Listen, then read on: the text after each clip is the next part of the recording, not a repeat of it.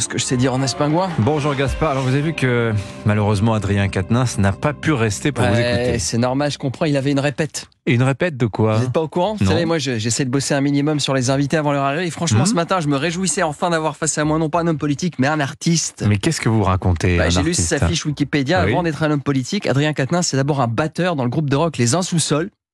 Groupe de rock qu'il a fondé avec d'autres insoumis. Les Insous-Sols, c'est vrai ça? Non mais je vous jure. Ah si, d'ailleurs on reconnaît le jeu de mots entre sous-sol et insoumis, une manière subtile de dénoncer le mal logement en souplex. Mais c'est pas tout.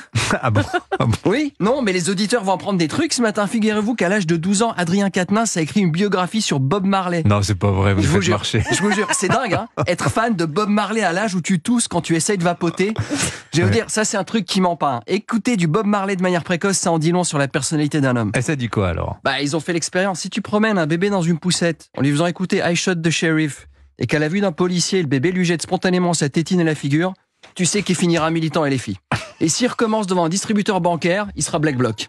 Moi, je vais vous dire, la vérité, c'est que ça me l'a humanisé, l'invité invisible de ce matin. Mais pourquoi? Mais moi, j'imagine Adrien à 12 ans avec ses potes, à écouter du Bob Marley, tout en se refilant un bâton de réglisse.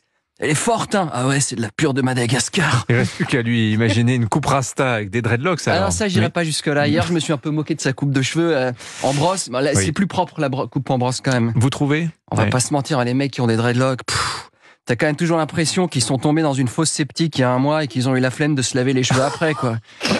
Du coup, le machin a coagulé, ça leur fait sur la tête une espèce de, de mélange entre un paillasson et un arbre à chat capillaire. Enfin bon. Mais bon, c'est logique qu'Adrien n'ait jamais eu une coupe rasta parce que bon, il vient du Nord et dans le Nord, il y a que les gens très riches qui peuvent se permettre ça. Il y a que les gens très riches qui peuvent s'offrir une coupe rasta dans le Nord. Le Nord, c'est une région dure, aride, c'est un endroit où on gâche pas. Et c'est vrai que quand tu vois la quantité de cheveux disponibles sur une coupe rasta, c'est quand même dommage de pas utiliser toute cette matière pour en faire des cordes ou, tu sais, ces éponges super pratiques quand t'as cramé du lait au fond d'une casserole en inox, tu vois, c'est pratique, c'est efficace, c'est bio. En tout cas, je regrette que tu sois pas là pour lui dire tout ça de visu parce que moi, je suis sûr qu'il aurait été touché par ma bienveillance. Oui, sans doute, pas d'attaque sur le physique, tout sur le fond et les idées. Oui, en effet. Sinon, l'actualité immédiate du jour, Gaspard, c'est quoi selon vous? Moi, je suis désolé d'y revenir, mais qu'est-ce que j'y fasse? Le président a déambulé à Marseille et il a encore parlé. Oui, en effet, il était pour l'opération Place Nette. Ouais. Après, docteur Folamour, monsieur propre. Il endosse vraiment tous les costumes. Hein. Je pense qu'après son quinquennat, Darmanin, Attal et Dupond-Moretti vont tous finir majordome, tellement ils suivent une formation en accéléré. Quant à lui, il arrête pas de parler. C'est une machine à déblatérer. Les gens vont finir par croire que Jupiter était pas un dieu de l'Olympe, mais le saint patron des concierges d'immeubles. Qu'avez-vous retenu de cette déambulation dans le quartier de la Castellane? Que du bonheur. Il s'est promené très content de lui, en toute simplicité, avec 35 gardes du corps, 250 policiers, 600 CRS, 2 hélicos, un sous-marin nucléaire. Il a expliqué que depuis qu'il était là, tout allait mieux. Ah oui, vraiment? Ouais, le mec, il vient d'inventer un nouveau poste, inspecteur des travaux finis qui n'ont pas encore commencé. C'est le mec qui se pointe sur le terrain vague et qui te dit « C'est formidable cette pyramide du Louvre ». Ah, ça a vraiment dû être compliqué de poser le verre. Hein. Ça va être fragile, hein. En tout cas, c'est fantastique, beau travail les gars.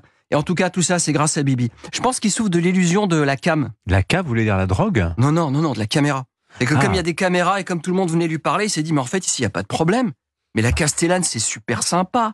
On m'a vendu une cité difficile. Moi, j'ai l'impression d'être à la Villa Montmorency. Enfin, la Wilaya Montmorency. Je suis étonné, pas de réaction de votre part sur l'élection de Vladimir Poutine en Russie. Vous avez vu qu'il a été réélu, près de plus de 87%. C'est pas 87%? Oui, 87%, ouais. Ça, pour que les Russes votent pour Poutine en masse comme ça, c'est que face à lui, il a vraiment dû avoir un candidat qui devait incarner les heures les plus sombres de notre histoire. Hein. Mais Gaspard, il y a quand même de très fortes chances pour que cette élection soit un poil truquée. Ça veut dire qu'en fait, il aurait fait plus? Those Russians.